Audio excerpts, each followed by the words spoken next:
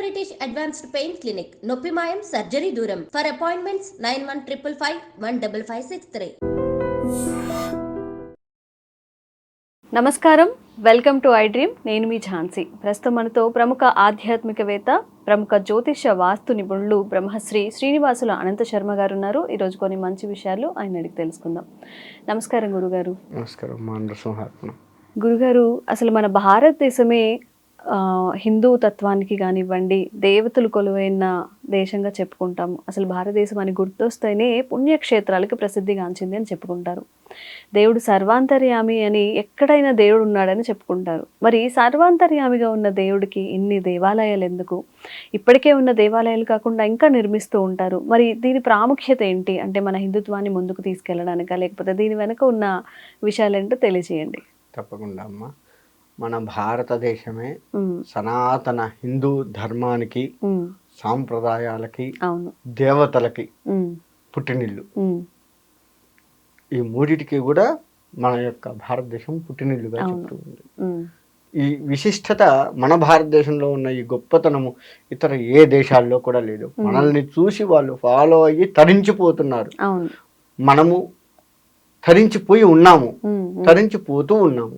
కానీ వాళ్ళు ఇప్పుడు మొదలు పెట్టారు తరించిపోవడం. ఇతర దేశాల వాళ్ళు మనల్ని చూసి మనం తరించిపోయాము, తరించిపోతూ ఉన్నాము ఇంకా కూడా.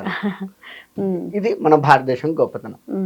అయితే మరి సర్వాంతర్యామి అన్నమాట నిజమే. భగవంతుడు ప్రతి చోట ఉన్నాడు. ఇప్పుడు ఈ కుర్చీలో కూడా ఉన్నాడు, ఈ మైక్ లో కూడా ఉన్నాడు, అన్ని చోట్ల ఉంటాడు. మరి చూడగలమా? నేను ఇప్పుడు స్వామివారి ఒళ్ళోనే కూర్చున్నాను, నరసింహస్వామి ఒళ్ళో కూర్చున్నాను. ఈ కుర్చీ స్వామివారు, నేను కుర్చీలో కూర్చున్నాను అంటే స్వామివారి ఒళ్ళో కూర్చున్నాను. ఆ భావంతో నేను ఉండగలనా? ఉంటే నేను ఇలా ప్రశాంతంగా కూర్చోగలుగుతాను. కొంత సంతోషము, ఒక రకమైన భయము. భగవంతుడు అంటే భయం కూడా, సంతోషం కూడా. నిజంగా నేను ఆయన ఒళ్ళో కూర్చున్నాను, ఆయన నన్ను దగ్గరికి తీసుకున్నాడు, ఒళ్ళు పులకరించిపోతుంది ఒక క్షణం మనకి. ఆ భావన వస్తే అదే అసలైన భక్తి. అలా భగవత్ తత్వాన్ని, భగవంతుడి నామాన్ని జపించిన, భగవంతుడి గురించి వింటున్నా, భగవద్ దర్శనం చేసుకుంటున్నా ఎవరికైతే ఒళ్ళు పులకరించిపోయి ఒక రకమైన ఆనందం ఒక క్షణాన్ని అనుభవిస్తారో, ఆడవారు మగవారు ఎవరైనా కావచ్చు, అదే నిజమైన భక్తి. అంత గొప్పతనం మన భారతదేశంలో ఉంది.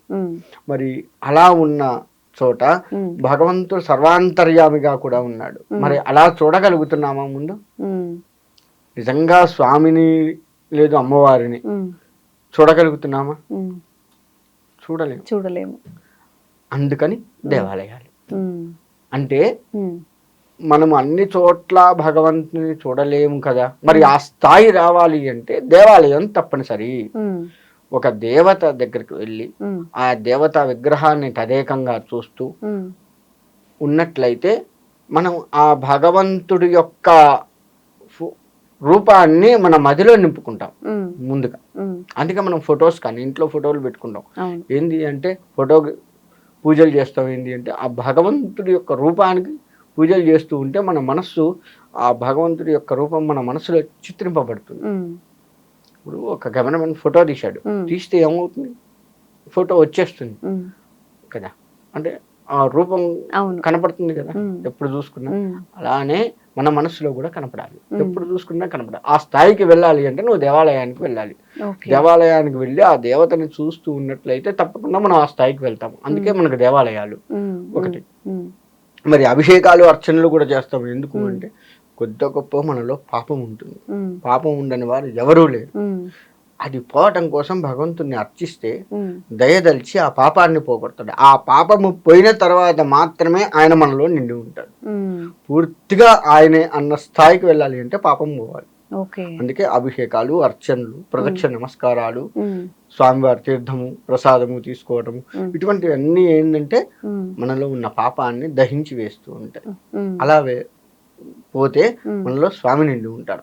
అలా ఉన్న స్వామిని తదేకంగా ధ్యానిస్తూ ఉంటే ఖచ్చితంగా నువ్వు ఎక్కడ చూసినా భగవంతుడే కనపడతాడు. నీలో నాకు భగవంతుడే కనపడతాడు, కెమెరామెన్లో భగవంతుడే, కెమెరాలో భగవంతుడే కనపడతాడు, కుర్చీలో భగవంతుడు, ఎక్కడ చూసినా నాకు భగవంతుడే. ఇంకా ఆ స్థాయికి వెళ్ళగలిగితే, ఆ స్థాయికి వెళ్ళటం కోసమే దేవాలయాలు. అలా దేవాలయాలు ఉంటే ఈ జన్మకు కాకపోతే ఈ జన్మ మొత్తం మనకు సాధన అవుతుంది. తద్వారా ప్రతిరోజు దేవాలయానికి వెళ్ళడము చేయడము ఇదంతా సాధన అవుతుంది ఈ జన్మలో. ఈ సాధన మనకు పండి వచ్చే జన్మలో అయినా సరే ఎక్కడ పడితే అక్కడ భగవంతుని చూస్తాము. మరి ఇంత చేస్తే ఇంకో జన్మ ఉంటుందా? నువ్వు అలా చూడాలన్న కోరిక నీలో ఉంది కాబట్టి స్వామివారు ఇంకొక జన్మ ఇచ్చి ఆ జన్మలో నిన్ను కూడా తరింపజేసి తనలో మార్చుకుంటాడు. ఇంకా నీకు మళ్ళా జన్మరాహిత్యం ఇంకా పుట్టాల్సిన అవసరం ఉండదు. ఆ స్థాయికి స్వామి తీసుకెళ్తాడు. దానికి తార్కాణం మనకి కలియుగంలోనే చాలా మంది ఉన్నారు. రమణ మహర్షి, శారదామాత, ఇటు పోతే చాలా ఇలా లెక్క వేసుకుంటారు. రామకృష్ణ పరమహంస, ఇలా అందరూ కూడా మన కలియుగం వాళ్ళే. ఇప్పుడు నేను చెప్పిన వాళ్ళు మరి వీళ్ళందరూ తరించిపోయిన వాళ్ళే కదా. గత జన్మలో వీళ్ళు పరితపించి ఈ జన్మలో అలా తరించిపోయి వాళ్ళు కాకుండా ఈ రోజుకి కూడా వాళ్ళు చెప్పినవి మనం పాటిస్తూ మనం కూడా మళ్ళీ తరించిపోయేటట్లుగా చేస్తున్నారు. అందుకని దేవాలయాలు అంటే మనం తరించిపోవటమే కాకుండా మన తర్వాత వారు కూడా మన పేరు చెప్పుకుంటే తరించిపోవాలి. ఒక్క భగవంతుణ్ణి చూస్తేనే కాదు, అలా భగవత్ భక్తుల పేరు చెప్పుకున్నా తరించిపోయేట్లుగా చేస్తాడు భగవంతుడు. అలా ఆ స్థాయికి వెళ్ళాలి అంటే ముందు నువ్వు సాధన చేయాలి. ఇప్పుడు ఎగ్జామ్ పెట్టాడు, మనకి ఎగ్జామ్ అంటే ముందు ఏం చేయాలి? చదువుకోవాలి కదా. 1కి 100 సార్లు నువ్వు అది చదివితే ఒక 100 ప్రశ్నల్లో నీకు ఏదన్నా ఒక ప్రశ్న అన్నా వస్తుంది కదా. ఆ ఒక్క ప్రశ్నలో నువ్వు పాస్ అవుతావు, ఎందుకంటే చదివి ఉన్నావు కాబట్టి. అలానే అనేక దేవతల్ని ఇలా అనేక దేవాలయాలని క్షేత్రాలని దర్శిస్తూ దర్శిస్తూ దర్శిస్తూ ఉండగా నువ్వు ఆయనలో చేరాలి అన్న కోరిక ఎగ్జామ్ పాస్ అవుతావు. పాస్ అయ్యి ఆయనలో తరించిపోతావు. ఎందుకని ఈ క్షేత్రాలు, ఈ యొక్క దేవాలయాలు, ప్రతిరోజు దేవుణ్ణి పూజించండి, చెయ్యండి, ఇటువంటి అన్నీ కూడా ఎందుకంటే అందుకే అనమాట. అలా నువ్వు సాధన చేయగలిగితే, అందుకే దేవాలయంలోకి వెళ్తే 1 నిమిషం కూర్చోండి అంటాం. కూర్చోండి అంటే నిజంగా కూర్చోమని కాదు అక్కడ అర్థం.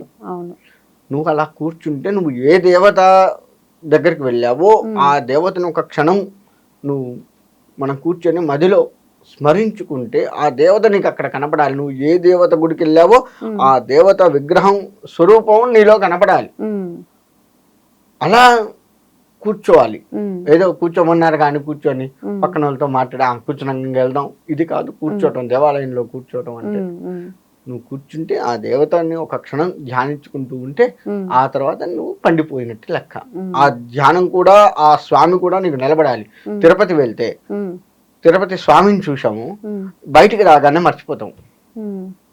గమనించుకోండి, స్వామిని చూడాలి అని అప్పటిదాకున్న నీ తహతహ మొత్తం కూడా చూడంగానే స్వామిని చూడంగానే బయటకు వస్తే మర్చిపోతావు. ఆ స్వామిని చూస్తున్నంత సేపు నీ చుట్టూ ఉన్నదంతా మర్చిపోతావు.